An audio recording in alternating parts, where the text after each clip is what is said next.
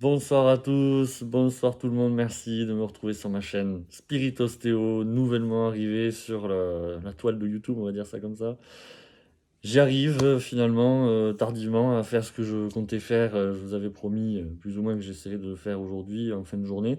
Bon là c'est un peu plus tard, mais peut-être moins tard que ce que j'avais envisagé, donc je suis content. Et puis au pire ça aurait été demain, hein, et voilà, c'est pas grave, je suis motivé là comme pas deux, c'est le bon jour je crois, pour entamer officiellement le travail de pédagogie que je veux mettre en place pour pouvoir après, plus tard, beh, j'échangerai, un petit peu, pas tout seul, mais j'échangerai au pire, heu, avec les gens, hein, voilà, peut-être pour, vous montrer pleinement ce que signifie après être travaillé, tel que je le fais sur, 1-2 consultations parce que ça aura un sens tout ça, j'y reviendrai.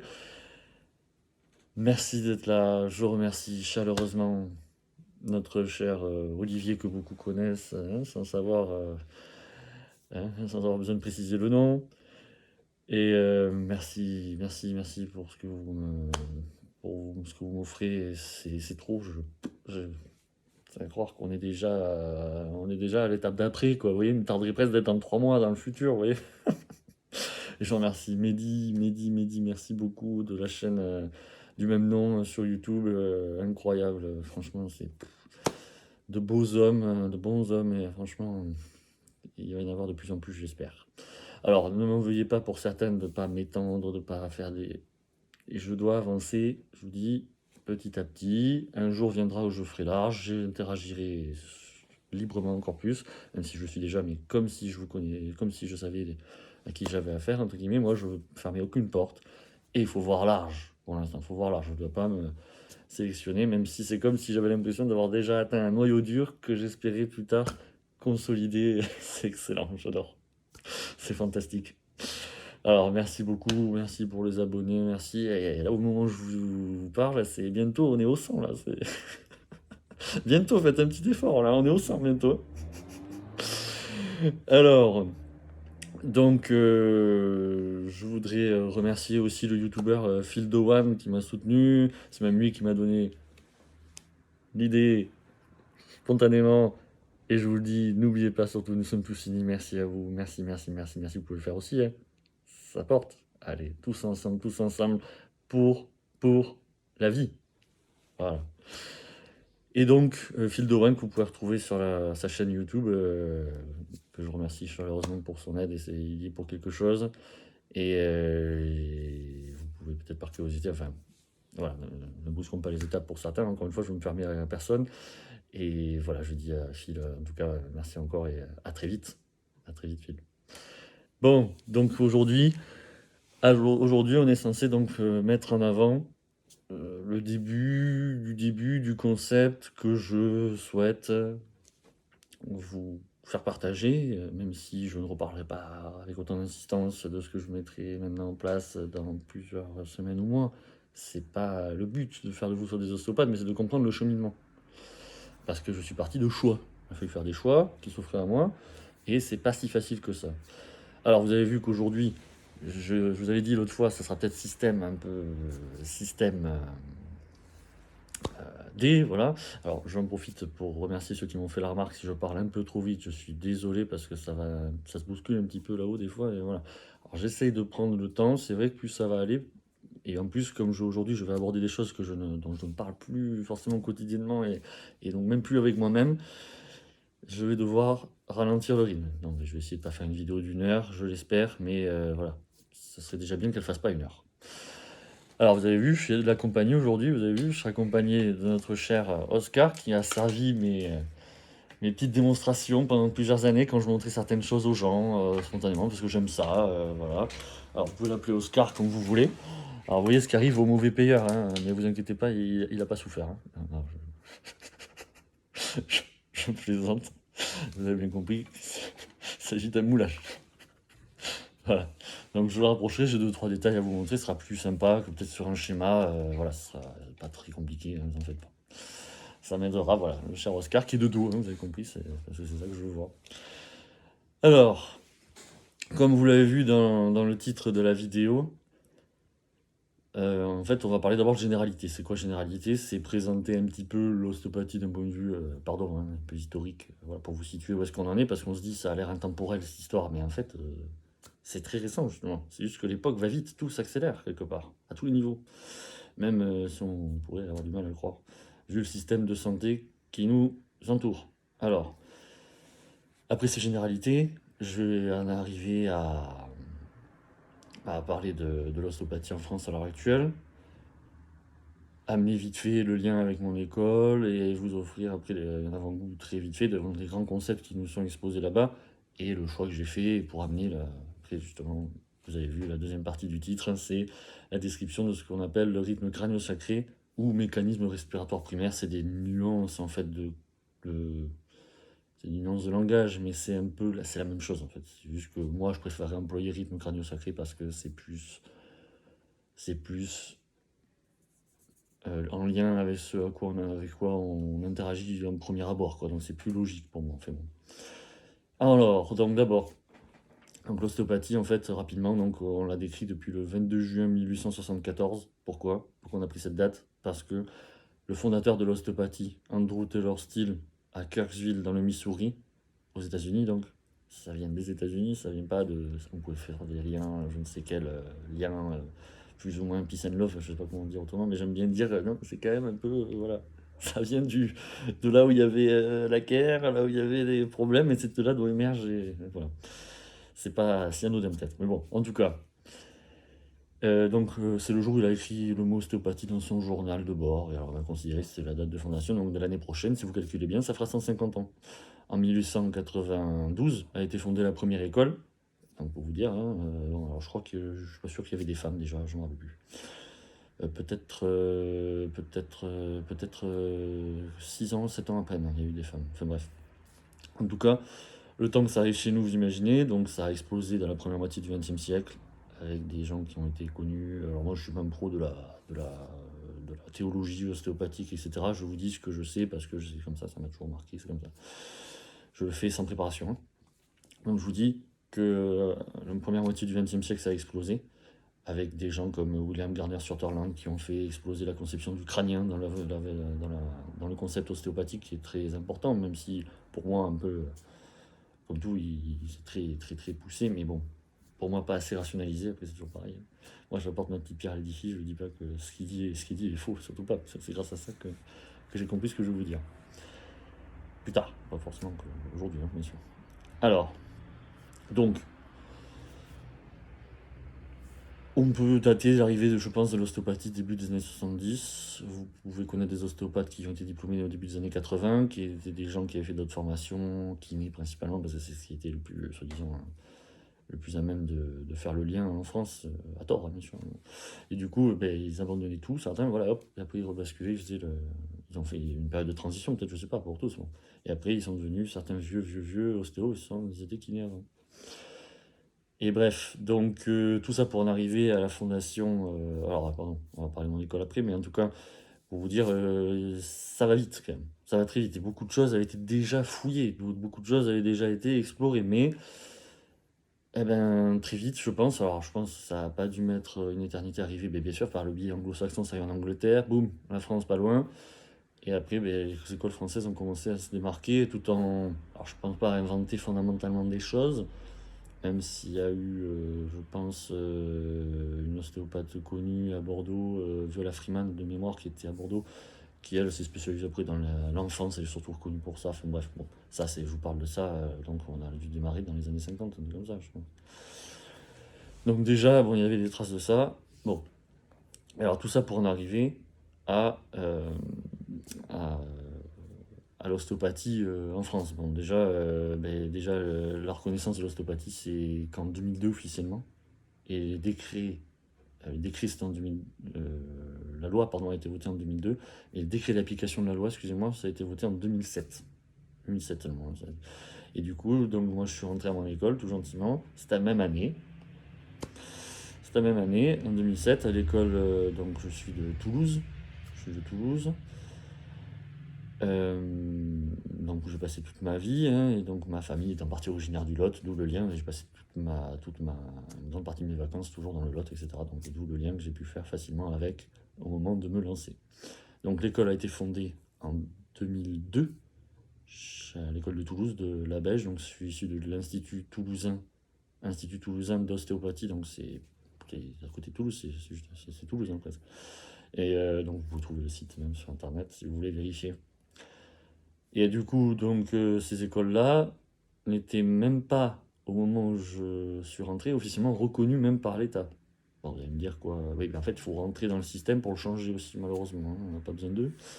Mais il fallait montrer patte blanche, donc en fait, il y a quand même donc, le Master 2 minimum aujourd'hui, alors quand je suis rentré, c'était 5 années plus une, et c'est devenu du 5 ans et demi avant que je parte. 5 ans et demi, donc l'équivalent Master 2, c'est c'est ce qui est reconnu comme tel, hein, ou ma Bac plus 5, voilà. Et du coup, si vous n'êtes pas ça, et alors je suis très chauvin là-dessus, hein, parce que rien n'est parfait, mais si vous n'êtes pas ça, c'est-à-dire avoir d'abord une possibilité d'ouverture d'esprit, parce que 5-4, en fait, on s'en fout. Si vous n'êtes pas d'école française, et si vous ne faites pas que de l'ostéopathie, exclusivement, sans rien d'autre, quand vous voyez, j'ai vu pendant 2020-2021, je ne sais plus, de reportages à Paris, d'ostéopathes qui prétendent après faire de l'ostéopathie avec des ventouses, des gens, on met des ventouses dans le dos des gens, mais c'est très beau parce qu'ils ont fait une formation de médecine énergétique chinoise, mais faut atterrir là, tu vas voir un ostéopathe, tu vas faire autre chose, tu fais pas dire aux gens que tu fais ça, pour une histoire en plus de Covid, de conséquences de Covid, enfin, faut se méfier. Tout ce qui est autrement que manuel, c'est pas de l'ostéopathie. Donc soit vous l'êtes, soit vous l'êtes pas. Et soit vous savez faire, soit vous savez pas. Au bout d'un moment, c'est comme ça. Donc voilà, Bac plus 5, école française, et être que ostéopathe exclusif. S'il fallait juste vous poser ces 3 questions, c'est ça qui vous permettrait de sélectionner un mec qui va pas vous tuer normalement, même si c'était le plus mauvais de sa promo. Il va pas vous tuer normalement. Et du coup, j'y suis rentré au moment où ça a commencé à émerger au grand jour, voilà. Pour vous dire que donc c'est une des plus grandes écoles françaises, hein, il y en a 2 à Paris, mais bon, on n'a rien à envier à Paris, hein, du tout, hein. Il y en a une deuxième à Toulouse, mais qui a été reconnue un peu plus tard. Bon, j'estime que j'ai pas coché le mauvais numéro, de par des conceptions évidentes au moins plus de formation dans la facilité avec laquelle vous pouvez avoir vos examens, mais aussi peut-être dans la facilité enfin dans l'ouverture d'esprit peut-être. Pour dire autre chose, bon. En tout cas, donc aujourd'hui, si vous allez voir un ostéopathe, moi je dis aux gens tous les jours, il faut que vous me voyez comme une sorte de médecin. Je n'aime pas dire ça parce que c'est pour mettre une image, quoi. Mais c'est pour faire simple, la pédagogie, quoi. Je suis une sorte de médecin. Voilà, donc généraliste, ça c'est sûr. Je suis très général. Et vous comprendrez, j'espère, un jour que c'est dur de définir mes limites. Mais après, ce que je veux dire, c'est que vous dire, voilà, alors c'est quoi voir l'ostéopathe aujourd'hui? Ben, faut pas attendre déjà qu'un médecin généraliste vous dise venir me voir, sinon vous risquez d'attendre longtemps. Donc on doit venir me voir de son propre chef, en pleine souveraineté, en pleine conscience de se dire je fais le choix de remettre mon corps quelques instants à quelqu'un pour qu'il me dise d'où est-ce que je pars, enfin moi c'est comme ça que je vois les choses, d'où est-ce que je pars et où est-ce que je peux aller. Voilà. Et c'est ce que j'explique aux gens. J'explique aux gens comment je vais faire, facilement ou pas. Alors c'est ce que je vous expliquerai plus tard, c'est que je le sais déjà maintenant quand je vois les gens, mais ça c'est pas venu tout seul. Et du coup, donc l'ostéopathie, c'est pas pris en charge par la Sécu. Et donc il faut avoir la volonté de se dire que déjà, toute l'éducation, tout le phénomène que je pensais déjà bien avant, pour ceux qui voient sur quoi je veux venir, en venir, c'est-à-dire que j'ai bien senti qu'à un moment donné, le système, il y a un truc bizarre, quoi. C'est-à-dire que au bout d'un moment, on finit un numéro.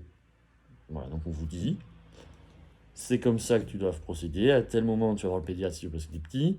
Puis plus tard, tu auras tel truc qui aura le médecin généraliste. Puis plus tard, quand tu feras du sport, tu retourneras voir le médecin généraliste parce qu'il ne fait pas que faire des ordonnances pour te faire payer, pour te faire ton certificat sportif. C'est juste pour te programmer, je ne sais quoi, je ne sais quoi. Et au final, tu passes ta vie, tu passes ta vie à risquer, en fait, de galérer un jour et d'y aller je ne sais combien de fois pour certains. Mais tout ça, c'est pour que certains, un jour, les plus malchanceux, enfin, c'est pas des malchanceux, c'est la vie qui va plus vite chez certains, font que plus tard, eh ben, on se retrouvera à devoir avoir recours à d'autres professionnels, à d'autres. Et on s'éparpille. Et on va dans toutes les directions. Et selon votre intuition, ah oui, alors moi, putain, je suis allé voir le chiro par contre. Alors ça, c'est mon cousin, mais bon, je vous l'ai pas dit. La session a été très rapide, hein. Dès le début de la fondation de l'école d'ostéopathie, fin 19e, le fondateur Palmer, c'est bon, après je ne connais pas grand chose, j'ai toutes choses à penser déjà par moi et ça. Pour ce que j'ai à faire, c'est déjà beaucoup. Donc je veux dire que après on va aller voir le chiro, et on va voir l'acupuncture, et on va aller voir pour le système le podologue, le kiné. Ça sert à rien, tout ça, ça sert à rien en fait. Et non, tout ça, ça sert à rien. En fait, la question, c'est de savoir dans quelle mesure est-ce que vous êtes encore malléable à souhait pour pouvoir annuler ou transférer. Pas tout de suite, peut-être, le problème. Et le problème, c'est qu'on vous voit, par exemple, un podologue, il va vous dire juste ce qu'il avait envie de vous dire, et en fonction de ça, il va vous dire forcément, ah ben oui. C'est pour ça que. Hmm. Donc, si je vous dis, vous êtes allé chez monsieur, dame, le podologue, il y en a forcément qui nous regardent, et il vous a dit, vous aviez soit le pied plat, soit le pied creux. Ah bon? Eh oui, parce qu'ils ont que ça à vous dire, en fait. C'est que ça. Et on vous parlez d'appui, ce que vous voulez pour noyer le poisson, mais vous allez retenir pied plat, pied creux. C'est tout ce que vous retiendrez. Sauf qu'on va vous dire, ah mais oui, mais c'est pour ça que t'as encore plus les genoux en X, mademoiselle. Que t'as pas de... Oui, mais ça, c'est si elle l'est normalement. C'est parce qu'elle est à travailler que ses genoux la gênent. C'était juste c'est une face émergée de l'iceberg. C'est juste prendre la partie pour l'ensemble. Alors qu'en fait, tout vient d'ailleurs. Enfin, beaucoup plus largement d'ailleurs. Donc on va voir ça. Et pour les plus malchanceux un jour, ça sera l'odontologue, le chirurgien. Et j'expliquerai tout ça graduellement un jour. Rhumatologue, chirurgien et radiologue. Alors qu'on peut éviter des dizaines dans sa vie de déplacements, de frais, de... Parce qu'on n'a pas croire, mais ça rend pas plus serein, je crois, un jour. Et à force, beaucoup en deviennent fiers de tout ça. On va se dire, ah bah oui, j'ai vécu une vie, dis donc, j'ai donné, ah oui, super, ouais, j'ai fait du sport pendant 30 ans, j'ai fait le boulot, ouais. Ça fait 30 ans que j'ai bossé pendant 30 ans, ouais. Et maintenant, ça fait 20 ans que t'as la retraite. Ah ouais, d'accord, mais bon, maintenant, peut-être encore, il est toujours bloqué, hein. Il est bien bloqué en arrière, je veux dire. Mais non, c'est juste une question, c'est le même topo qui va faire que les gens vont se ressasser le passé, vont ressasser le présent, vont ressasser les choses, et après, on ne devient plus qu'un numéro. Et qu'on te dit, voilà, tu dois vivre comme ça, accepte ça. Si on te dit qu'il faut te faire opérer, tu te tais surtout, parce que déjà on te fait un truc, mais on te fera le deuxième plus tard, mais on te fera un beau paquet cadeau pour ça. Et après, voilà, tu sors pas par l'entrée pas par la grande porte, par l'entrée des artistes, en catimini. Voilà. Donc en fait, tout ça pour dire que l'idée, c'est que on doit d'abord, même voir, et après, si je le veux, on pense aux autres. Quand je sais de quoi je parle, quand je prends du recul et que je pose des questions pour recentrer. Je ne vais pas dire aux gens, je guéris le cancer. Tout ce qui n'est pas cancer, c'est de toute façon pour moi, pour nous. On appelle ça les troubles fonctionnels, c'est comme ça que c'est défini, par opposition aux troubles organiques, comme le cancer normalement. Et bien, tout ce qui n'est pas ça, soi-disant, c'est pour moi. Donc vous imaginez, déjà, ça fait du monde. Après, bien sûr, on va pas prétendre jouer sur le diabète, on va pas prétendre forcément spontanément ou premier abord. Faut pas se faire avoir, quoi. Si vous venez me voir en me disant j'ai le diabète, moi je vous parlais d'autre chose. C'est autre chose à penser que ça. C'est tout ça, c'est pas dire que c'est mon travail qui oblige aux gens d'avoir le diabète. C'est pas ce que je dis. Mais il faut repartir du centre, hein. C'est pas aux gens de se focaliser sur une histoire. Bon, ils diront jamais le diabète, pardon, mais voilà. Et du coup, donc, c'est que les mutuelles qui nous prennent en charge. Mais vous croyez que les gens nous sautent au cou pour autant? J'en ai eu un brillant exemple tout à l'heure, encore une fois. Et pourtant, le mec, il est pas loin, à mon avis, d'être bien confortable. Et il a une prise en charge. Et quand vous recevez les gens au dernier moment, parce que ça leur paraissait le bon moment, et moi j'ai choisi que ce soit le cas, parce que ça me paraissait plus logique dans la continuité de ce que j'avais déjà mis en place. Et vous n'avez pas forcément un merci, mais c'est pas grave. Mais l'idée, c'est de se dire que la personne elle trouve le moyen de vous accabler, de vous faire culpabiliser parce que vous dites c'est pas tout de suite que je fais le bon truc, je dois vous revoir une semaine après. La personne, elle a une prise en charge et elle me dit ah mais en fait je suis peu habitué à ce que vous me dites. Et il m'a sorti tout un lagus, bon, c'est pas un problème. Mais il me dit je suis pas habitué à ce que vous me dites et tout, je comprends, enfin il faut que je m'habitue. Il me critique pas ouvertement, même s'il me mettait un peu faisait la leçon, mais c'est ça qui montre bien. Alors après, tout le monde de mon école font pas la même chose que moi, parce que en fait, je vous expliquerai que je revois les gens en fait une semaine après. Je sais pas tout de suite que ça se passe, parce qu'il faut que je m'assure d'aller au bout pour le court terme. Et le court terme, c'est pas dans 3 mois que ça se fait, ni dans 2 mois. Bref. Et du coup, donc il n'y a que ça qui peut nous aider à être pris en charge. Voilà, donc sauf que je ne fais pas différemment pour les chanceux, les malchanceux, les bouseux, les grands, les petits, les gros, les mecs, les intellos. Universellement, je m'adresse aux gens de la même manière. De la même manière. Et alors, tout ça pour en arriver donc à mon école qui a sa réputation. Et il y a l'ancien directeur maintenant de notre école qui est, alors, oui, il venait de Montpellier, donc il s'appelait Bernard Roté, qui a fondé un concept, si vous voulez. Alors pour moi, je voyais ce type comme un peu Léonard de Vinci, vous voyez ce que pour moi, c'est un type, c'est incroyable ce qu'il a pu réussir à faire. Donc il a travaillé avec d'autres professionnels, comme même des podologues et tout ça, au CNRS, et c'est ça qu'ils ils ont mis en place, ce qu'on appelle le test des rotateurs. Alors, qu'est-ce que ça veut dire? En fait, ce que je veux dire, c'est que l'ostéopathie, c'est quoi finalement? C'est un début et une fin. C'est pas, ah tiens, je vous prends en charge, j'arrête quand j'ai mal, quand j'ai plus mal, pardon. C'est pas possible. Donc il faut trouver le juste milieu. Et on appelle ça, alors ça se met en place petit à petit, hein. D'abord, on démarre de tout en bas, hein. On parle pas de ça tout de suite, hein. Donc à partir par exemple de la troisième année, on entend ça. Bon, on l'entend très vite parce qu'on sait qu'il y a les grands qui font les beaux et qui vous mettent des mots à la bouche pour faire, mais bien sûr, pour nous montrer ce qui se passe plus tard, peut-être un peu, mais voilà. Donc en fait, on appelle ça des tests de référence, en fait. De référence, c'est-à-dire, je dois savoir quand est-ce que j'ai un début et quand est-ce que je considère que j'ai une fin. Alors, je vais pas peut-être tous vous les énumérer, mais ce gros là, le test des rotateurs, c'est quelque chose de très complexe en fait. C'est-à-dire qu'on s'en prend en charge tous les aspects du corps, le côté muscle, émotionnel, viscéral, ce que vous voulez. Et en fait, il y a plusieurs manœuvres à faire pour déterminer sur quel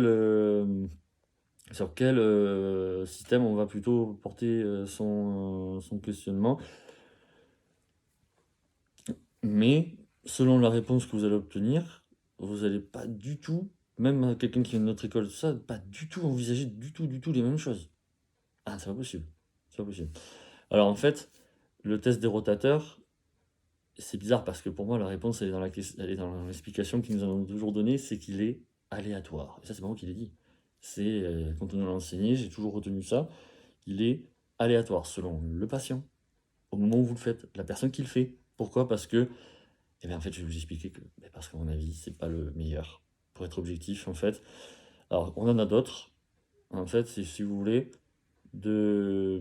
alors pas depuis si longtemps, parce que je n'ai pas été plus motivé que ça pendant mes études. En fait, j'ai un peu dérivé. Bon, j'étais pas plus concentré que ça me barbait. Enfin, j'étais surtout très stressé de pas être assez compétent dans le côté médical pur. Ouais, parce qu'on est au milieu de ce qu'on vous explique niveau ostéo, c'est des centaines et des milliers d'heures qui vous englobent au début, la paperasse, jusqu'à avoir des crampes, des centaines et des centaines et des centaines et des centaines d'heures. Je gratte, la biologie, ce que vous voulez, on a tout. Vous pouvez vérifier ça sur le site, il y a le programme, je crois, disponible détaillé, encore le programme scolaire dès la première année, et vous verrez le nombre de matières différentes, ça en fait des heures, hein.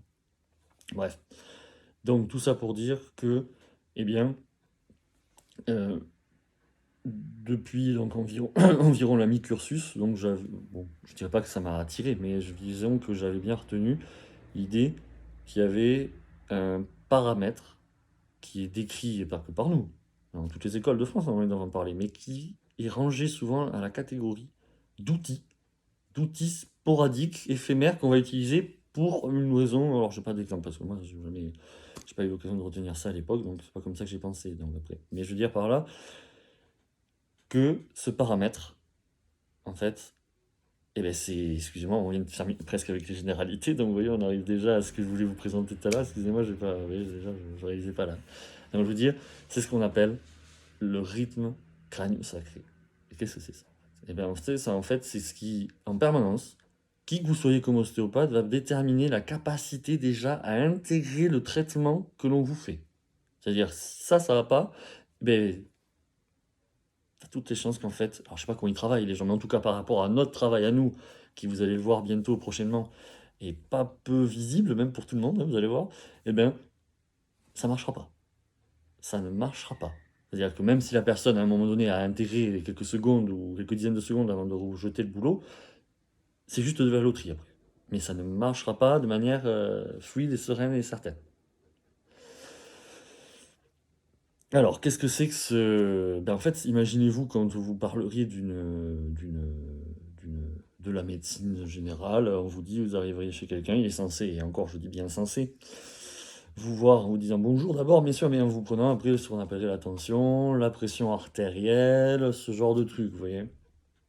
Et bien moi, je le vois pareil par rapport à moi. C'est-à-dire que ça, c'est la base que je suis censé avoir en tête pour savoir, ok, déjà, je sais que j'ai pas un trou noir face à moi, quoi. Ça va marcher. Enfin, ça va, je vais pouvoir interagir.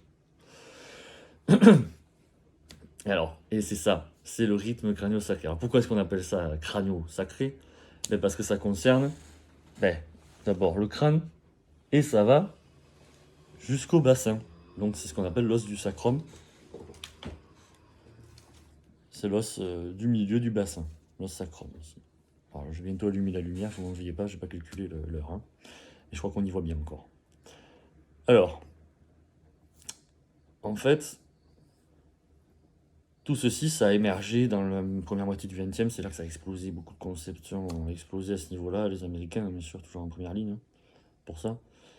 Et en fait, on s'est aperçu, parce que ça a dû être fouillé, surtout, je pense, après la Seconde Guerre mondiale, ou peu avant, hein, entre les deux guerres, ils ont été un petit peu, peut-être, comment on pourrait dire ça, un petit peu extrêmes dans leur façon de fouiller les choses. Mais en tout cas, ça a été analysé profondément pour être prouvé que il y a une fluctuation une fluctuation une circulation, si vous pouvez dire, une circulation d'un rythme, une circulation qui découle d'un rythme, en fait, c'est pour ça que je dis rythme crânio-sacré, voilà, qui met en jeu d'abord plusieurs niveaux. C'est-à-dire que ça se passe intérieurement d'abord. C'est-à-dire que c'est au niveau du cerveau que ça se passe. C'est ce qu'on appelle les cellules de la névroglie. Ce sont les cellules périphériques du cerveau, ou cellules gliales, je crois, qui se contracteraient à l'unisson, à un rythme défini, et qui vont provoquer la fluctuation du liquide céphalorachidien, qui est près de la moelle épinière, si vous voulez. Alors c'est pour ça qu'il faut que j'amène ça anatomiquement, parce que ça va être important après. La moelle épinière, ça descend pas jusqu'au bassin. La moelle épinière, ça descend jusqu'à la deuxième lombaire. Deuxième vertèbre lombaire environ. Sauf que la moelle épinière, après, ça se prolonge. Il y a les nerfs qui émergent, on appelle ça la queue de cheval. Bon, ça prend cette forme de queue de cheval radiologiquement. Et en fait, cette moelle épinière, elle est protégée par des couches de méninges. Les méninges, on dit, vous savez, dans le jargon, on se creuse les méninges. Bon, c'est complètement idiot, parce que ce serait normalement une neurone. Mais enfin, après, voilà, les dogmes normaux, hein, je veux dire. Hein. Donc en fait, les méninges, vous avez trois couches. Vous avez l'apimère, qui est collée à la moelle épinière, et vous avez l'arachnoïde. Et entre l'apimère et l'arachnoïde, vous avez le liquide céphalorachidien. On appelle ça l'espace sous-arachnoïdien. Pour faire simple, la plus grosse couche de méninge, elle s'appelle la dure mère. La dure mère, c'est ce qu'on appelle un pachyméninge, c'est gros, c'est très épais, mais elle descend jusqu'où? Elle descend pas que jusqu'à la deuxième lombaire. Ah, excusez-moi, je vais allumer. Peut-être que ça sera mieux. Non, excusez-moi. J'improvise. Hein. J'arrive. Excusez-moi. Hein. Alors, du coup, je disais la moelle épinière, deuxième lombaire, et la dure mère, la plus grande couche de méninge, elle descend jusqu'au bassin. Mais elle ne fait pas que descendre. Elle se fixe aussi sur les os. Donc elle est fixée sur tous les os du crâne à l'intérieur. Elle est fixée au moins à l'intérieur du bassin, parce que l'os ici, ce que vous voyez, donc il est creux à l'intérieur, il y a un conduit. Si vous voulez, c'est comme si c'était une continuité du conduit qui mène, qui loge la moelle épinière tout le long, enfin une grande partie de la colonne. Et du coup, la contraction des cellules dont je vous parlais tout à l'heure, là, si vous me suivez, pardon, de cellules gliales, va entraîner la contraction, la fluctuation de ce liquide céphalorachidien. Mais avant tout, ça c'est la première étape. Et en fait, cela va impliquer ce qu'on appelle les mouvements des os du crâne. Mais pas un mouvement comme vous l'entendriez du coup, vous voyez. C'est pas comme vous bougez votre mâchoire. C'est de l'ordre du micro. Hein, c'est petit. D'accord ? Et donc c'est ce qui fait que j'aurais pu en parler tout à l'heure, excusez-moi, que donc ça a émergé de ça dans la première moitié du XXe siècle, la notion de crânien, si je l'ai dit tout à l'heure, excusez-moi, la notion de crânien, je crois. Bon, on en reparlera le moment venu, je crois. En tout cas, c'est par rapport à ça. On dit les os du crâne bougent quand on parle d'ostéopathie. Mais c'est par rapport à ça. C'est ça. Sauf qu'on peut étudier les choses à l'échelle locale. Et si vous voulez étudier les choses à l'échelle générale, eh bien, c'est ce rythme crânio-sacré qui se prend et il faut passer une main sous le bassin, une main sous la tête. Alors pour vous dire une chose, ça c'est une des choses dont je me rappelle quand j'étais en 3e année par là, c'est un truc que je me rappelle très bien, il y avait des gens qui me disaient, tiens, j'y crois pas, j'y crois pas, vous voyez. Faut vous dire, hein. Alors pourtant c'est des étudiants. Ouais. Et donc en fait, ce mécanisme respiratoire primaire, comme on l'appellerait, parce que c'est pourquoi est-ce qu'on appelle ça comme ça? Vous voyez, j'ai pas fait exprès, j'ai employé l'autre jargon. L'autre jargon, c'est parce que ça crée un phénomène d'aller-retour. C'est-à-dire qu'en fait, quand on a la contraction au niveau du crâne là-haut, ça impacte un mouvement qui doit être simultané, hein, mais il y a un phénomène d'aller-retour, donc inspiration, respiration. C'est pour ça que ça porte aussi ce nom. Mais moi, je préfère le rythme crânio-sacré parce que justement, quand imaginez que là ce soit la tête, là-haut, et imaginez que là ce soit le bassin, donc on raccourcit bien sûr le corps. Et bien en fait, quand les os du crâne sont stimulés par la traction qu'effectue la dure mère, impliquée par la contraction des cellules gliales du cerveau, et bien en fait, comme je ne suis pas sur tout le crâne en entier, donc on est focalisé sur l'occiput, excusez-moi. L'occiput, c'est l'os le plus postérieur du crâne, celui que vous pouvez vous toucher avec la grosse boule derrière, quoi, par exemple. Et du coup, quand ça fait ça, et bien, ça fait une rotation, excusez-moi, et bien du coup, ça engendre en bas une réponse. Et donc c'est un jeu de vase communicant en fait, dû au fait que la dure mère, je vous répète, elle va jusqu'en bas en fait. Et donc quand cela va bien, on appelle ça un rythme crânio-sacré synchrone. Et quand ça va pas bien, on dira asynchrone. Asynchrone, l'opposition, c'est-à-dire c'est pas synchronisé, c'est pas en même temps, ou alors on peut rajouter une notion de pesanteur du style, vous pouvez avoir l'impression que le crâne m'écrase plus que le bassin. Vous allez me dire, c'est un peu paradoxal. Et pourtant, c'est vrai. Alors après, il y a toute une physiologie qui est décrite là-dessus. Ce rythme, il y a un rythme classique qui serait décrit comme vous diriez le battement cardiaque, c'est normal entre telle norme et telle norme par minute. Et bien par minute, on décrit un rythme quand on est debout ou assis entre 10 et 14 rythmes par minute, cycles pardon, par minute, et quand on est couché, entre 8 et 12. Donc en fait, ça varie selon la position du corps. Voilà pourquoi je n'aborde jamais quelqu'un bien en tête quand je le fais allonger. Je vais toujours attendre un petit peu. Mais bon. Et en fait, tout ça, je me suis même appuyé sur ce paramètre pour faire mon mémoire de fin d'études, qui n'a pas été brillant du tout. Un peu, ça me saoulait plus qu'autre chose. C'est normal, c'est une norme d'un autre temps pour moi, qui complètement. Pour moi. Ça n'a aucun sens, ces trucs-là. Enfin, en tout cas, même pour nous, et encore plus, vous pensez bien pour moi, c'est galvaudé, voilà, c'est pas ça qui fera que vous soyez plus illuminé, ou plus impliqué, ou plus motivé, ou plus capable de soutenir les gens, quoi. Enfin, de les porter. Après, il y a des gens qui sont faits pour être peut-être plus dans l'ostéopathie, être plus dans l'académique. Bah, c'est déjà plus rare, hein. Mais bon, c'est possible après tout. Vous avez des revues spécialisées d'ostéopathie. Alors, et donc, j'ai été plus ou moins, à un moment donné, quand il a fallu faire ce choix pour le mémoire, parce que je vous dis, il n'a pas été brillant, mais c'était un peu basé là-dessus, j'avais besoin de ça, quoi, pour raisonner ce que je voulais mettre en place dans le mémoire. J'avais besoin de ce truc, j'avais besoin de le mettre en place, de le décrire, de l'avoir en main. Et du coup, j'ai gardé ça. Ouais, j'ai gardé ça dans un coin de ma mémoire, enfin dans de ma présence, de ma conscience. Et du coup, j'ai commencé à raisonner autour de ça. Et aussi bizarre que ça puisse paraître, encore une fois, là je commence déjà à mettre le pied dans quelque chose que j'ai c'est pas découvert, que j'ai normalisé au-delà de l'enseignement. Je m'explique. Ce rythme crânio-sacré dont je vous parle là, qui fait ce mouvement-là, grosso modo, on a l'impression que, je vous dis, hein, ça tourne, mais que ça descend aussi, et surtout en bas, que ça tourne un petit peu, mais surtout que ça monte, voilà. Ça fait ça un peu.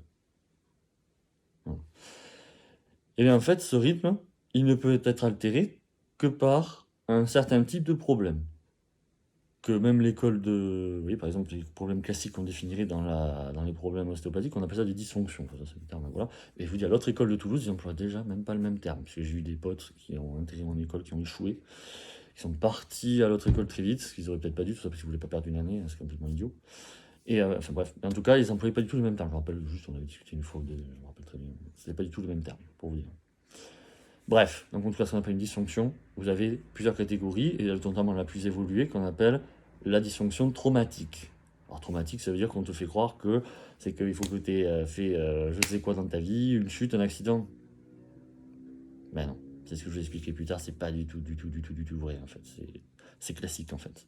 C'est vous l'avez pour toujours, enfin pour toujours à chaque fois que je vois quelqu'un, régulièrement, mais il est impossible de dire qu'on n'a pas ça. C'est impossible. C'est impossible. C'est une personne sur des milliers, ça n'existe pas dans mon quotidien. Mais ça existe. En tout cas, il y a 3 pôles qui peuvent donc perturber ce rythme. Le bassin, officiellement par là, mais c'est surtout, si vous voyez, à la base du cou, si vous voyez, donc c'est le premier dorsal, et le crâne. Alors, le crâne, c'est le moteur en fait de ce paramètre. Si vous avez bien compris mon raisonnement, c'est de là dont ça part. Donc voilà pourquoi, chez le bébé, ben, je peux pas faire exactement comme l'adulte, vous pensez bien pour le reste. Donc de toute façon, comme je veux travailler toujours ce paramètre, eh ben, je serai obligé de travailler le crâne. Parce que le corps est plus petit, donc forcément, ça va provoquer un plus grand impact. On pourrait même presque résoudre beaucoup de choses si je leur faisais que le crâne. Bon, après, il y a des spécificités. Enfin, moi, je parle de ce que je sais. Après, il y a des choses peut-être plus subtiles encore, mais moi, je te parle d'un protocole complet sur le crâne. Ça aurait un impact, de toute façon, sur ce qu'on aurait à me dire sur le reste du corps, mais c'était le transit qui est en jeu. Mais après, ça, c'est biaisé malgré tout, parce que c'est trop facile chez le bébé. C'est ça le problème. Enfin, le problème. C'est ça l'avantage pour moi aussi, quand même. Donc, je veux dire que, en fait, le crâne peut être concerné dans une articulation qui. Alors que je n'aurai pas l'intérêt à vous montrer maintenant parce que j'ai pas le crâne à proximité, c'est pas grave, parce que là je peux pas l'enlever. Donc c'est un truc à la base du crâne qui est juste en avant de la moelle épinière, une articulation subtile qui s'appelle la symphyse sphéno-basilaire.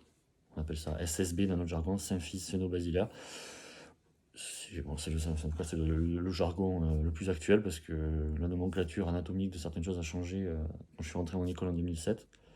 Comme par exemple la rotule, ça ne s'appelle plus la rotule officiellement, mais la patella pour donner ce genre d'exemple. Mais je crois que ça avait peut-être un autre nom à une époque, mais moi j'appelle ça, c'est officiel, la symphyse sphéno-basilaire. Et donc cette articulation très profonde à l'intérieur du crâne, à l'avant de la moelle épinière, où elle émerge, le trou où passe la moelle épinière qui va aboutir, n'oubliez pas, un peu milieu de la colonne tout le long, un peu milieu en arrière des vertèbres, enfin c'est à l'intérieur des vertèbres officiellement, mais c'est protégé par les vertèbres en tout cas, entouré. Eh bien, ça passe par le trou là. Et donc c'est cette articulation qui peut être concernée par les dysfonctions traumatiques du crâne. Bon, après je ne vais pas rentrer dans les détails, on est d'accord, hein, ça c'est encore plus chiant et barbant. Ça ne vous regarde pas forcément maintenant. Et du coup, il y a le crâne, puis ensuite, officiellement on vous décrit ces vertèbres-là, mais mon expérience m'a dit c'est soit la première dorsale ou la deuxième. Bon, c'est pas plus. Bon, peu importe, ça, on appelle ça une translation, donc elles sont déviées sur le côté. Bon, ça, c'est pas bien sûr dévié à 40 à 30 cm d'écart, on est bien d'accord, c'est pas à ce moment-là, là, c'est le problème, là vous n'avez pas bien du tout. Là. Hein, mais je veux dire, c'est subtil, mais on appelle ça une translation. Voilà, donc c'est ça qui peut impacter. Vraiment, là, à la limite, c'est ça qui est le plus typique dans ce qu'on appellerait, ce que je vous ai dit tout à l'heure, l'asynchronisme quand ça va pas bien. C'est-à-dire que là, vraiment, si vous sentez que vous avez presque deux corps. Deux corps qui. C'est comme si on coupait votre corps en deux presque par rapport à ce paramètre. Donc on coupe complètement la réceptivité et la façon de vivre sereinement ces cycles. Enfin, je vous explique après ça, pardon. Je vais y revenir. Pour pas terminer, faut pas oublier. Troisième paramètre, le bassin. Alors là, il y a plusieurs possibilités, puisqu'il y a 3 os, on sait bien. Donc c'est soit l'os iliaque sur le côté qui est remonté officiellement par rapport à l'autre, on appelle ça un abslip, ou alors l'os du milieu par rapport à un des deux, ça peut varier. Ne me demandez pas pourquoi, je vais vous en parler peut-être certains détails, mais en tout cas, le questionnement, le recul, l'expérience fait que ça c'est très rare maintenant. Donc vous voyez, c'était en été 2021, je crois, j'ai trouvé la dernière fois que c'était celui-là par rapport à celui-là. C'est toujours le à gauche qui est remonté. Mais bon, ça on s'en fout. Gauche ou droite, ça serait exactement le même deal pour moi. Ça me ferait juste bizarre au début parce que je le vois moi-même, mais ça j'ai pas fait exprès. Et en fait, c'est là-dessus que je voudrais insister bientôt là. Donc en fait, ça c'est le troisième pôle par lequel on peut créer, je vous dis, soit, c'est pas forcément une asymétrie des deux mains, une accumulation de densité. Pourquoi? Parce que la force qu'implique le starter du haut là, vis-à-vis du crâne, sur l'autre pôle, et bien en fait, c'est comme si vous aviez à force une voiture qui crisserait des pneus. Du coup, ça fume. Et en fait, le fait d'accumuler de la charge, d'accumuler, en fait, et oui, il y a de la douleur, en fait, c'est la douleur qui se répercute là-dessus d'abord, et qui fige le fonctionnement de ça. Donc en fait, ça le rend dense. Donc je vous dis qu'à la fin, ça peut être aberrant, mais vous pouvez avoir un truc, vous avez l'impression que la personne, vous avez beau vous dire, elle fait tant de kilos, elle fait 30 kilos de plus dans ce qui vous... parce qu'il faut supporter tous les poids. Donc moi j'ai l'habitude, je peux rester des dizaines de minutes là-dessus, si je voulais. Même si vous sentez plus votre main, bon j'ai l'habitude. Mais en tout cas, vous sentiriez toujours plus de poids avant qu'après, à la fin. Et au point que vous pouvez aussi sentir le crâne qui vous écrase bien plus qu'un bassin. Ça, combien de fois ça m'est arrivé. Et en tout cas, et du coup, bon, ça c'est une question d'entraînement, parce que tout ça, on l'apprend petit à petit avec toute la formation générale qu'on va avoir, pas forcément.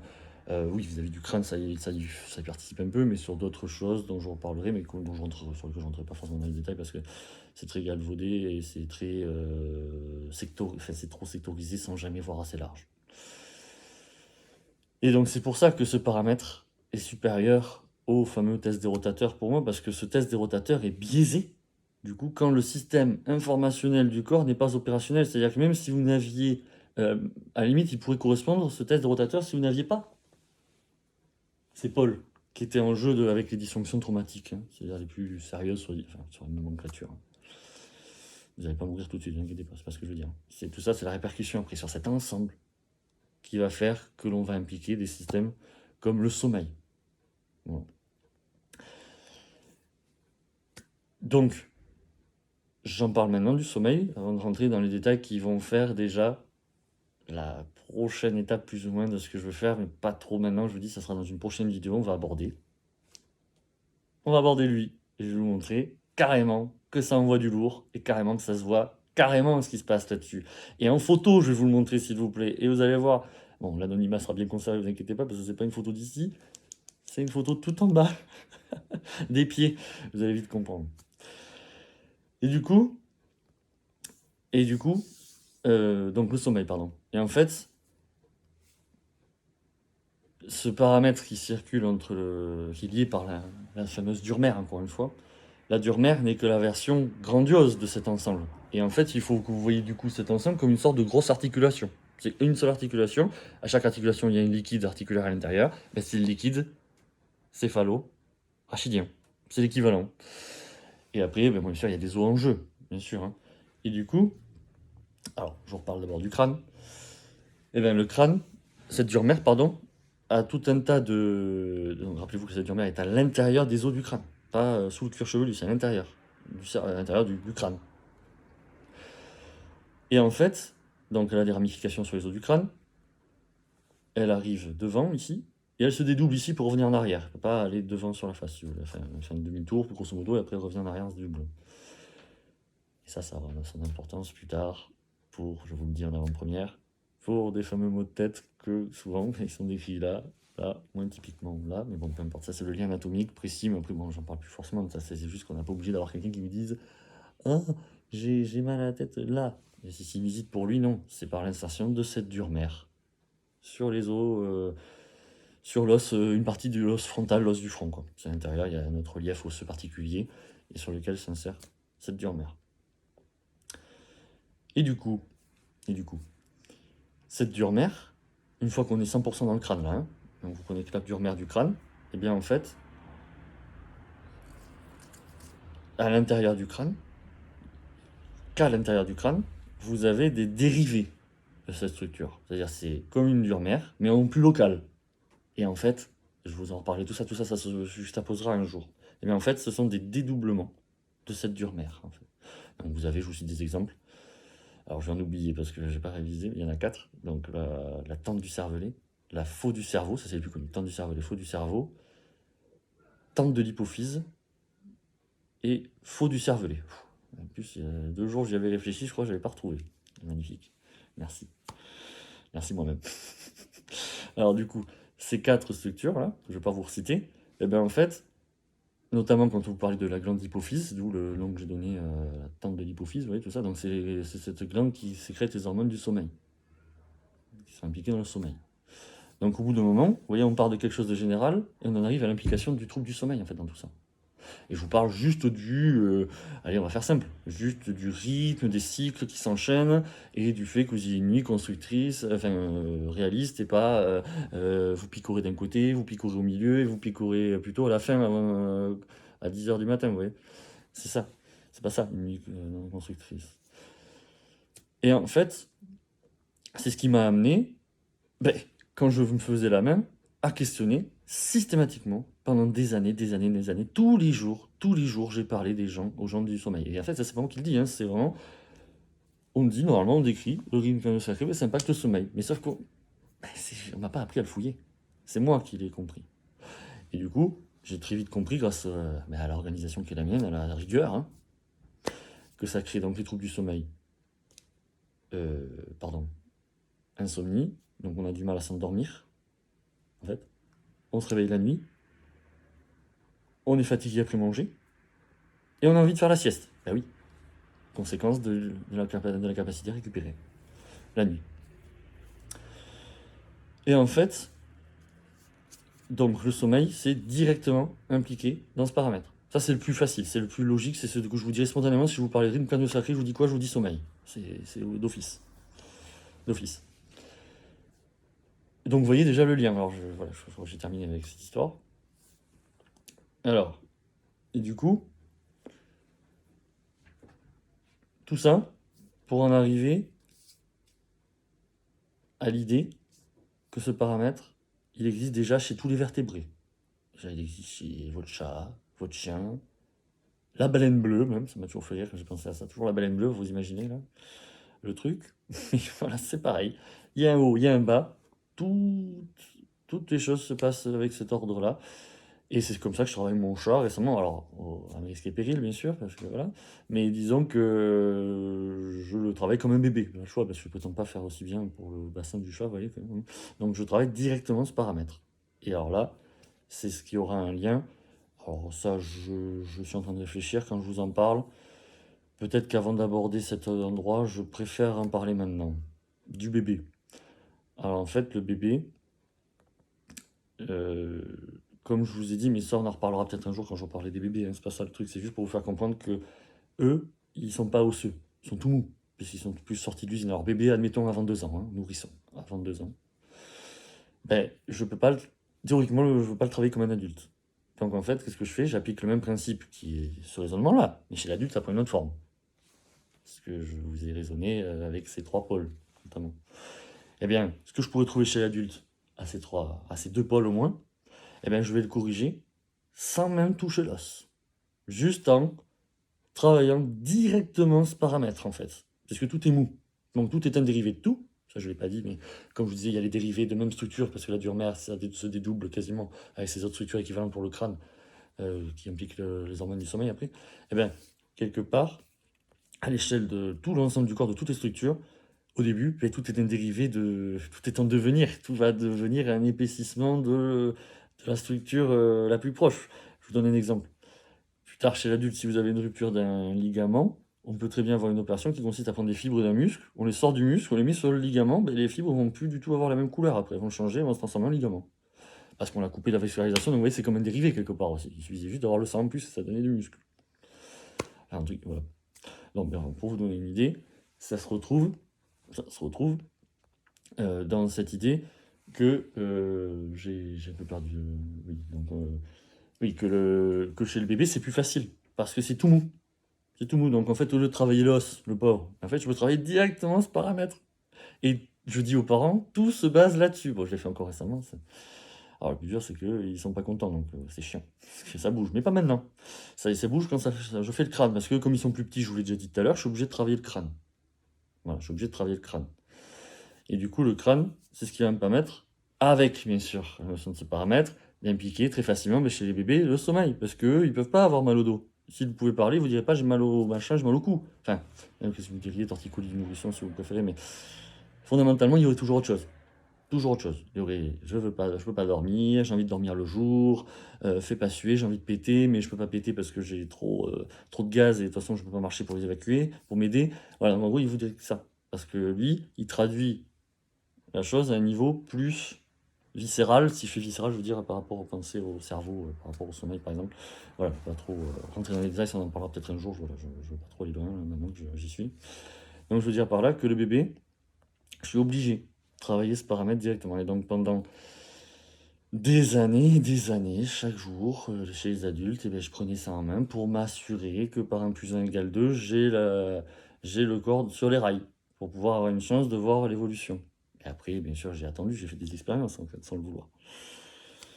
J'ai fait des expériences sans le vouloir pour en arriver à comprendre des choses. Alors là, on commence déjà à mettre le pied dans ce que je vais dire dans la prochaine vidéo. Alors, ben, je crois qu'on a déjà fait le tour, grosso modo. Alors, il y a un détail que j'ai pas peut-être mis en place, c'est le fait que ce mécanisme, ou rythme crânio-sacré, appelez ça comme vous voulez, eh bien, en fait, il a dans ma perception, alors ça, c'est un détail nec plus ultra, je vous dis, on a déjà fait le tour, hein, je vous dis, donc c'est quasiment fini. Donc, si vous voulez aller plus loin, en fait, le plus bizarre, c'est qu'il y a différents niveaux de perception, en fait. C'est-à-dire qu'en fait, c'est plusieurs ondes qui se propagent en même temps. Bon, moi, je vous fais simple, il y en a trois grandes. Trois grandes. Au début, vous démarrez avec ce que je vous ai décrit, les fameux 8 cycles. Vous vous rappelez qu'il y a 8 cycles ou jusqu'à 14 cycles par minute d'aller-retour qui sont décrits quand vous êtes debout, selon les gens, hein, c'est vrai, même selon si on est debout ou assis. Et bien en fait, ça c'est la version moyenne des trois perceptions. Et vous pouvez percevoir un rythme plus faible en rythme, mais plus long, ou plus petit, enfin, plus rapide du coup, donc plus intense, plus grand, en termes de nombre de cycles. Et bien moi, donc, je me suis appesanti. Alors, ne me demandez pas pourquoi, parce que déjà, j'étais focalisé sur le normal. C'est déjà pas facile, parce que j'avais une main qui m'aidait pas beaucoup pendant longtemps, comme ça.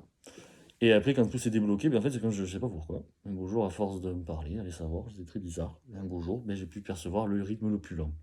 Et ça, c'était le top, parce que certes, ça dure plus longtemps à sentir, mais en fait, ça m'assurait encore plus du moment fatidique où, rappelez-vous, les deux os bougent en même temps, crâne et bassin, sur le retour.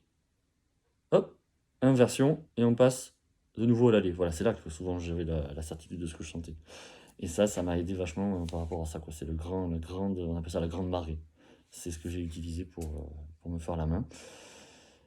Et alors, je vais aussi terminer donc avec une ouverture sur la prochaine vidéo. Donc on va étudier cet endroit-là, qui va vous faire directement le lien. Je ferai quelques rappels pour dire que voilà, c'est ça qui me permet de faire le lien avec ce fameux truc. Et si c'est très important de commencer par ça, c'est parce que plus tard, chez l'adulte, je vous ai expliqué plusieurs fois, souvent, c'est que là que ça se passe. C'est que là. Et je guéris tout à la fois. Tout. Que vous ayez mal en dessous, au-dessus. Tout est basé. Enfin, s'il y a le dessous, voilà, il y a autre chose, mais le principal, c'est là. Et alors, en fait, ce qui a été une des premières choses que j'ai dû réaliser, et c'était pas facile à réaliser parce que, alors c'était parce que les choses se sont tellement accélérées dans la dernière année de mon cursus, puisque on a beaucoup plus d'autonomie, ce qui fait qu'on est obligé de faire beaucoup de stages sportifs dans des clubs sportifs qu'on a choisi en partie pour, il y en a des heures à valider, alors des centaines, ce que vous voulez, après vous pouvez toujours être sérieux ou pas.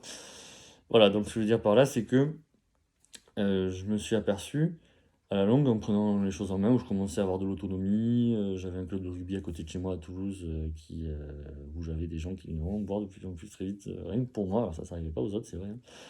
Je me rappelle pas l'avoir vu, même quand j'étais pas le plus grand, parce que c'est quand vous arrivez en 5e année, en dernière année, que vous avez plus d'autonomie. Donc c'est vous qui vous pouvez être là tout seul. Donc avant, vous ne pouvez pas être là tout seul. Logique, rien que ça, oui. Bref, donc ce que je veux dire, c'est que petit à petit, alors ne me demandez plus comment, j'ai vécu beaucoup trop après, mais je me rappelle plus du moment, hein. C'est à force, j'ai réalisé qu'en fait, on nous disait pas la vérité. C'est-à-dire qu'en fait, ce que je vous ai décrit là, on nous apprend sur le moment, lorsqu'il remontait à gauche, pardon, l'upslip, comme on l'appelle, c'est le terme anglo-saxon, hein. Du coup, on nous dit, c'est comme ça qu'il faut le trouver. Tu peux le trouver, tu repères tel repère là, tel repère là, tel repère là, et tu peux palper un ligament qui n'est pas palpable, tu as d'autres trucs, tu as des différents paramètres qui vont corroborer l'idée que ce paramètre ce bassin est là. Et en fait, on vous dit, parce que c'est une dysfonction traumatique, c'est rare. Pas du tout, pas du tout. C'est commun, dès l'âge de 2 ans, si je choisis, vous voyez, donc la semaine dernière, je crois, j'ai fait un enfant, mais d'environ 1 an et demi, alors j'étais pas sûr, c'est pas le bon âge, c'est un vieux bébé ça pour moi. Et 11 kilos. J'ai eu le gabarit et vu que la fille elle était très très très enfin, très très agitée un petit peu, donc je suis pas embêté, je travaillais comme l'adulte, hein, c'est un beau bébé, ça allait quoi. Bref, en tout cas, je veux dire par là que dès l'âge de 7 ans, voilà, je lui ai trouvé ça, mais je me suis pas forcé, parce que ça je savais pas avant. Parce que ça, la pédiatrie, je vous l'ai pas dit, mais c'est peu importe, ça on le fait sans vraiment le faire, c'est-à-dire qu'on se forme en dernière année de cursus encore. Vous avez les grands pontes de chez nous qui font pas forcément ce qu'on fait en plus, qui vont recevoir les bébés, on voit, c'est plutôt à la limite comment s'y prendre, comment s'habituer à côtoyer ça, parce que c'est quand même pas un individu tout à fait comme les autres, même si les enfants pourraient dire que c'est pas comme les adultes, mais c'est déjà un peu différent. Donc ça se forme que en visuel, à toucher les bébés. Hein. Donc, c'est par mon concept d'adulte que j'ai commencé à pouvoir faire l'analogie avec le bébé. Bien sûr, je suis parti de ça, quoi. Parce que j'ai choisi toujours ça comme référence, tête de référence pour savoir, je commence, je termine. Alors bien sûr, si vous voulez peut-être, oui, il n'y a pas que ça à faire. Bien sûr, ça c'est que la première porte. Et je vous expliquer ça petit à petit encore, que je suis passé à un autre niveau. Ou pas pas moi qui ai inventé les corrections, les problèmes. C'est juste que j'ai inventé la norme dans laquelle les problèmes classiques doivent s'inscrire en plus de ça. Donc ça fait un tout. Le upslip plus le classique. Et ça, on en parlera dès la fois prochaine. Et donc, cet upslip, je peux le trouver à un gamin d'1 an et demi. 1 an et demi, c'est pareil. Pareil. Seulement lui, il va pas vous dire j'ai un bagot. Et à votre avis, je vous invente rien. Je vous promets. La semaine dernière, qu'est-ce qu'elle m'a dit la mère? À votre avis, pour la fille de 1 an et demi. Elle ne dort pas bien. Ah bon? Intéressant ça. Et depuis quand? Ouf. Ça peut pas d'hier. Ça fait pas des cauchemars forcément. Vous imaginez. Et alors c'était super parce que après je fais pas l'analogie, vous comprenez, parce qu'il y a des choses c'est beaucoup plus lourd. Hein. Là c'était très beau. C'était très beau parce qu'elle avait que ça. Alors que normalement il y a plusieurs choses qui se mélangent. Vous aurez le transit, enfin, bon, d'autres systèmes qui sont. Mais le sommeil n'est qu'un aspect des choses pour beaucoup. C'est l'aboutissement. C'est à la limite le sommeil, on pourra toujours dire qu'il est plus perturbé parce que le bébé il a des gaz, c'est ce que vous voulez, mais c'est un peu lié. Ça veut pas dire que s'il n'y avait pas de gaz, qu'il n'y aurait pas de problème de sommeil. Qu'il dormirait, un bébé n'est pas fait pour dormir plus le jour que la nuit, forcément. Mais non. Très vite, non. Très très très très vite, non. Bref. Donc, tout ça pour dire quoi? Ben, que en fait j'ai découvert que c'était pas vrai. Que c'est pas rare, en fait. C'est tout le temps. Sauf qu'il m'a fallu me poser la question. Et pour m'en apercevoir, en fait, aussi bizarre que ça puisse paraître, là je viens de vous donner la norme de ce que l'on doit trouver quand ça va pas bien. Mais le plus bizarre. Alors je critique personne, c'est pas du, je critique personne, hein, c'est moi qui rajoute mon petit grain de sel, un tout petit moi pour bien assaisonner la sauce, ça c'est pour moi qui ai inventé tout ça. Hein.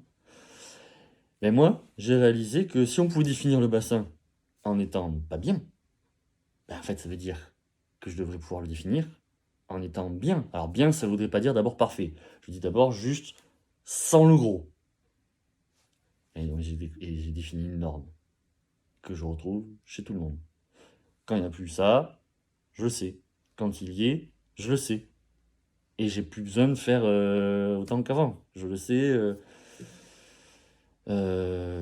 facilement, entre guillemets. Mais, j'ai une très très très très très très très très très très grosse béquille pour ça. Parce que là, on vous parle de quoi là? On parle du bassin. Et le bassin, ça joue sur quoi? Sur la longueur de jambe en fait. Et non, c'est pas les hanches qui impliquent la longueur de jambe. Donc ceux qui ont déjà fait des radios, allez les chercher vos comptes rendus, on vous a fait mettre droit, debout, peut-être, et puis on appelle ça le bassin en charge. Et on vous analysera debout. L'idée qu'on vous dira, ah, il y a une bascule du bassin de 6 mm, de 15 mm. On n'en a rien à faire. Rien à faire. C'est de la masturbation intellectuelle si vous voulez, mais c'est pas grossier ce que je veux dire, mais c'est du vent. C'est du vent. Quand on vous dit, ah, c'est basculé, ah, on a une jambe un peu plus courte que l'autre, mais où est-ce qu'on mesure à votre avis? on mesure là. Ça, c'est la hanche, hein, c'est la hanche, le sommet de la hanche, là. Mais non, c'est pas là que ça se passe. C'est ici que ça se passe. Donc déjà, vous imaginez les imprécisions. Alors ça tombe bien là, parce que la hanche, moi, pour moi, ça me pose pas de problème, parce que je le gère avec le bassin. Donc c'est tout cool. Moi, je suis couvert, moi. Enfin, je touche pas la hanche. Donc voilà, c'est très bien. Et du coup, eh ben, c'est pour ça que qu'est-ce que je vais vous montrer en photo, peut-être, si vous avez déjà fait le lien pour ceux qui suivent. Enfin, je parle un petit peu, j'espère que je suis constructif. Tout ça pour vous faire un... Je vais pas tarder à la faire, la prochaine vidéo. Donc, eh ben, je vais vous montrer des photos de longueur de jambe. Et on peut même aller de ça si vous voulez. Bon, j'ai peut-être pas un exemple récent, hein, parce que je prendrai dans ma corbeille de photos que je fais tous les jours aux gens. Je leur dis que je fais ça. Je place en fait mes stylos comme ceci. Des stylos Bic tout vides, hein, donc je me sers que pour ça. Et j'essaye de plaquer le capuchon sur l'os qui est stable, hein, au niveau du tibia, en partie basse du tibia. Et on va pas passer d'un écart, je prends la photo d'avant et la photo après. Bon, après, il y a des variantes entre le moment où j'arrive au début et à la fin, hein. On peut passer de ça à ça, ou de ça à ça, avant de repasser à ça. Ça, c'est pas grave, ça, c'est des nuances c'est des enchevêtrements d'autres problèmes, je vous dis, puisqu'il n'y en a pas qu'un. Il y a le gros, plus le reste. Et c'est là que j'ai commencé à mettre mon grain de sel, en fait. C'est à comprendre comment est-ce que je peux retrouver un bassin, rien qu'en le palpant, être sûr qu'il n'y ait pas ça. Parce que c'est pas parce qu'il n'y aurait pas ça, je vous répète, qu'on ne pourrait pas avoir aussi une longueur de jambe inégale, parce que tout problème, du coup, là, joue sur la longueur de jambe. Et c'est là que tout est parti, et je vous expliquerai que ça a été c'est dur d'y repenser avec le recul, parce que ça fait déjà longtemps. Et du coup, voilà pour la présentation de ce rythme crânio-sacré, qui est la base de la base de la base de mon fondement. Et le problème, c'est qu'on n'en parle jamais. Merci Oscar. On n'en parle jamais, parce que c'est la face cachée, parce que c'est un paramètre inné en vous. Voilà, je vois que là, on est déjà à 1 heure. C'était pile ce que je vous avais presque promis. On vient à peine de les dépasser, donc je vais quand même pas m'étendre en bonus, on va dire ça. Franchement, merci encore, merci pour ce que vous m'apportez, merci.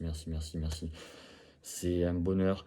Et vous savez, je vous expliquerai, comme je vous dis, il y a des années que j'avais une idée comme ça, et bon, je serais resté, alors, pour ceux qui me suivront plus tard, vous comprendrez que je serai jamais au-delà, mais moi je serais resté d'un côté, plus pub, plus... bon, j'aurais jamais fait tout exactement comme ça, je pense. Voilà. Je suis déjà content de commencer à démarrer, je suis content, j'espère, j'aurais pu le faire pire là. J'espère que ça sera cool, j'espère que vous pourrez faire le lien d'abord, mais je vous dis, le lien d'abord, c'est paramètre général que j'influence pour prétendre de faire quelque chose pour vous. Et on va d'abord aborder ça par là. C'est ça. Et donc on va parler des lumbagos. Excuse-moi, reviens par là. Et en fait, on va parler de toute cette zone. D'abord, voilà. Tout ce rectangle-là, c'est la base. C'est là que je prends mon pied. C'est là que je kiffe le quotidien, parce que c'est là que tout doit se passer. Et donc c'est là que je veux qu'on me parle, mais je suis pas obligé de l'entendre. Tout dépend des concours de circonstances, ça dépend. Il faudra mettre après, je vous expliquerai la balance avec ce qu'il y a ailleurs, et faire le parallèle entre ce qui se passe en haut, en bas, etc. Donc, bref, ça, c'est une autre histoire pour l'instant. En tout cas, merci encore à vous, merci. On y est presque au 100 abonnés, on y est presque, on va le faire ce week-end, on va le faire. Alors attention, prochaine vidéo, je sais pas, demain je suis cool, mais j'ai quand même des choses à envisager à titre perso. C'est pour ça que je n'étais pas inquiet, j'aurais pu faire ça demain, je suis tellement content d'avoir fait ce soir, je suis bien content, je voulais vraiment, j'implorais vraiment l'idée d'avoir la foi, et vous m'avez porté, merci.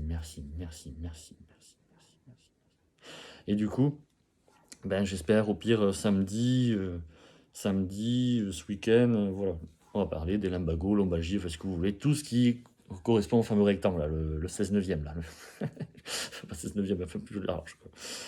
Voilà, et bien... Et n'oubliez pas encore, je vous dis, vous êtes tous les mêmes, tout ça c'est pour tout le monde. Vous avez vu, je parle des bébés, mais c'est qui dont je parle sinon? C'est vous. Si c'est pas les bébés, c'est pareil, c'est vous, c'est tout le monde. Tous ensemble, tous pour un, pour tous. En tout cas, c'est la même chose. Et après, le problème, c'est que on n'est pas obligé de vivre les choses dans le même ordre, pas avec la même ampleur, pas avec la même fréquence. Et ces fréquences, je vous expliquerai que malheureusement, elles ne peuvent que s'aggraver, au sens augmenter, ces fréquences de problèmes avec l'âge. C'est le temps. Alors c'est une illusion pour beaucoup d'entre nous, les meilleurs d'entre nous, mais tout le monde n'est pas comme ça. Voilà, mais tout le monde, même le plus grand déchet que j'ai jamais rencontré, je lui trouve ça, je peux l'influencer, je peux voir un avant, un après, et pendant des jours et des jours et des jours, je vous expliquerai, je revois la personne, et il n'y a plus rien, il n'y a plus à faire ce que j'ai fait l'autre fois. Et je vous dis que j'ai la photo à vous montrer, hein, ça va venir. Je les garde en réserve, je les garde, j'en ai en stock, je crois. Bon, eh bien, en tout cas, encore, merci de me porter, merci de m'accompagner, je vous dis. Donc, j'espère ce week-end, ça va le faire. J'y crois, j'y crois. Alors, du coup, comme heureusement, j'habite pas loin de mon bureau, par rapport à ça, je vais prendre une habitude pour l'instant, c'est d'essayer d'être ici. Alors, je vais essayer de venir ici pour montrer mon squelette, parce que j'ai pas d'os, j'ai pas de quoi que ce soit, tout ça chez moi, donc j'ai tout ici presque, hein, donc je vais faire en sorte de venir ici quand même, hein, c'est pas la mer à boire, je vous rassure. Voilà, merci encore pour vos commentaires. Il y a des gens qui sont chauds bouillants. J'adore ça, j'adore ça, j'adore ça. Franchement, baissez pas, mais vous emballez pas. Vous emballez pas. Je fais les choses petit à petit. Pour l'instant, c'était trop scolaire, peut-être à certains égards. Mais ça va devenir beaucoup plus ludique. Parce que là, quand on aura dépassé le cadre du MRP, ou crânio sacré, ben voilà, on va aborder la base, le quotidien, et pourquoi je peux vivre ça, et pourquoi je me tiens sur une jambe systématiquement quand vous êtes debout. Là, j'aurais peut-être pas dû dire ça, mais ça, on va en parler aussi la semaine prochaine. Bon, eh bien, bonne soirée. Parce que c'est la nuit. Bonne soirée et bon visionnage. Et j'espère ne vous creusez pas trop la tête. Ça, c'est la première vidéo officielle. Mais la continuité sera en lien. Donc, n'ayez pas peur. N'ayez pas peur. Et je ne sais pas, ne vous amusez pas à chercher ça sur internet parce que j'ai pas forcément beaucoup cherché ça moi. Donc, je peux pas vous dire que vous allez trouver si ça.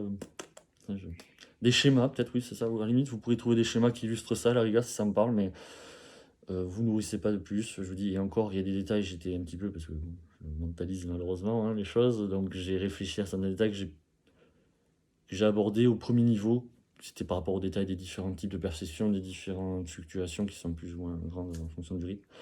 Donc je veux dire, il y a des choses encore plus complexes, mais là je vous dis, j'ai perdu pied, c'est des données générales que j'ai gardées en tête depuis 15 ans pour certaines, donc je ne veux pas les aborder, c'est trop général et ça avait un sens pour moi à l'époque pour me cultiver, pour me paraître intéressé à ça, mais ce n'était pas fondamental.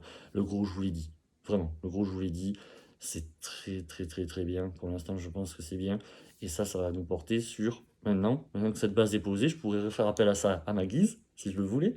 Et là, ça va couler de source pendant, mais ça va couler de source. On va partir là, ça y est. Là, on va partir dans mon raisonnement de base que je formule tous les jours et qu'il m'a fallu. Enfin, pour tous les détails les plus poussés, hein, minimum plus de 4 ans. 4 ans à cerner, mais enfin, là, en mélangeant, en allant encore plus loin que ce côté articulaire pur, hein, on va aller encore plus dans le subtil après. Hein. Mais je veux dire, on va aller plus loin dans le subtil, mais c'est grosso modo la base de la base, c'était plutôt 1 an et demi environ. 1 an et demi pour les grandes lignes, pour être rodé et tout ça par rapport à certains cas. 1 an et demi, il m'a fallu environ pour. Après le diplôme, je veux dire, hein, monsieur, après le diplôme. Hein. Voilà, j'ai pas traîné hein, dès le diplôme, mais bon, après, boum, j'ai atterri dans le lot. Allez hop, c'était le bon. Hein. Allez les amis, merci encore, vous me flattez, et j'espère que ça vous a pas paru trop long, et je vous dis à très vite pour la suite, ce n'est que le début. Allez, au revoir.